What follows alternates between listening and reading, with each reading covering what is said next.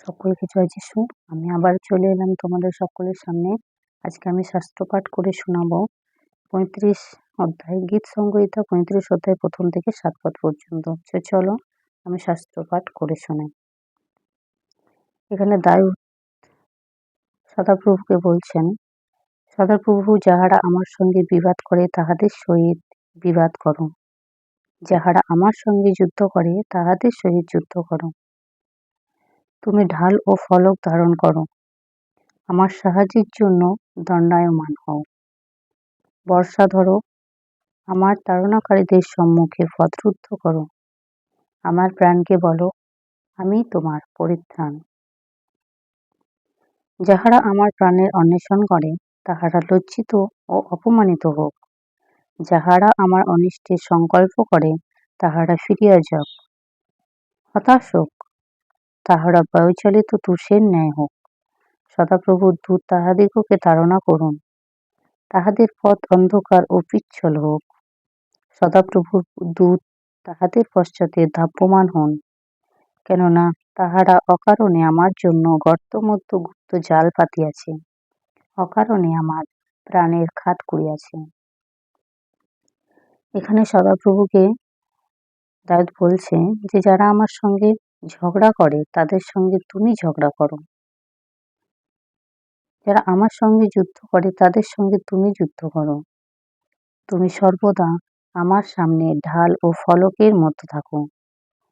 আমার সাহায্যের জন্য তুমি আমার সামনে দণ্ডায়মান হও, দাঁড়িয়ে থাকো সর্বদা।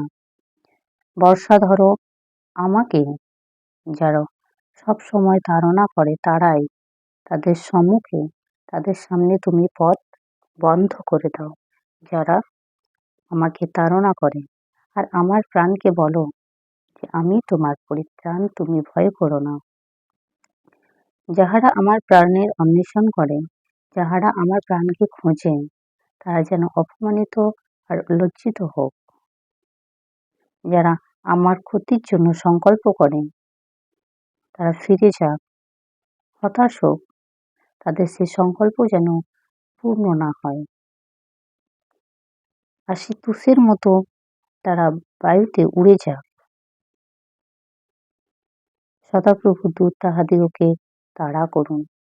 সদাপ্রভুর দূত যিনি আমাদের সর্বদা গোপনে দেখছেন, আমরা তাদের দেখতে পাই না, কিন্তু সদাপ্রভুর দূত আমাদের সর্বদা কিন্তু দেখছেন, আমাদের সঙ্গে সঙ্গে নাচছেন বিপদে আপদে সর্বক্ষণ।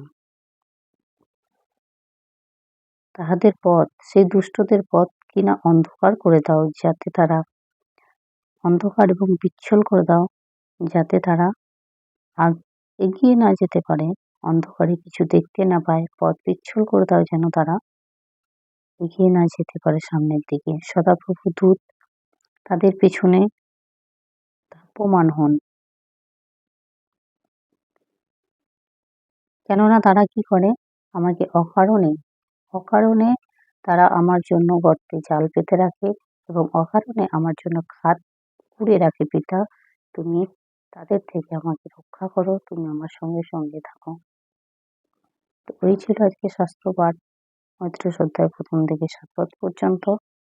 আগে আমি আরো বলবো। সকলকে জয় যিশু।